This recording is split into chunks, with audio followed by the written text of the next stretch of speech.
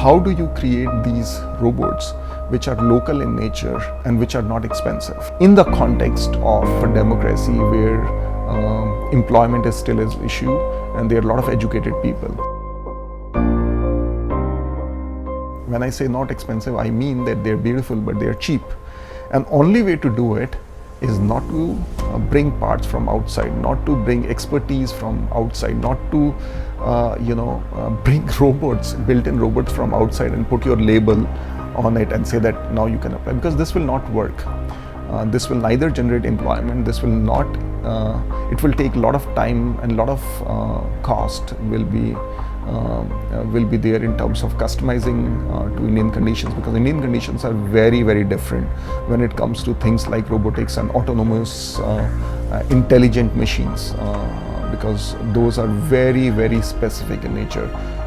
For example, if I want to leverage a robot to manage traffic in India, you cannot bring a robot from a developed country or to any other country surrounding India and say that it's going to help, because the conditions in India are very, very different, both in terms of rules of engagement, but also how people behave and how they respond and how the whole traffic management is. And same applies to education, same applies to services, same thing applies to manufacturing, and so on and so forth.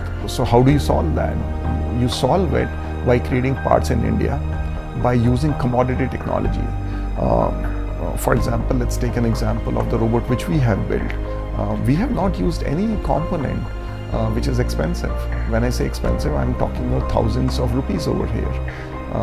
We use commodity cameras to find out if there's an obstacle, is path clear. We use open source to write code so that it makes intelligent decisions in terms of what to say, where to go, how to handle obstacles, how to handle things. So if you suddenly consider robots as humans, not as an alternate to humans, just as intelligent machines, and then suddenly your brain starts ticking and you think about, hey, can I use my 5,000 rupees camera for depth? Can I write an algorithm to convert that particular depth into path finding? Can I take my path forward by using the dimensions of the robots and the surroundings by using multiple cameras? Can I basically use wheels and then a cheap motor, but write a very robust code and an algorithm so that the movement is smooth?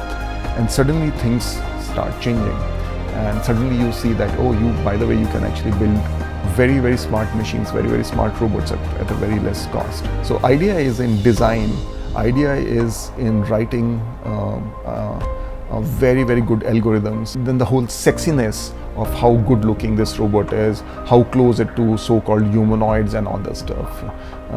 I don't think that is applicable in a meaningful way, in a very practical way to solve hardcore problems. And that's how you create robots which are meaningful robots for a country like India.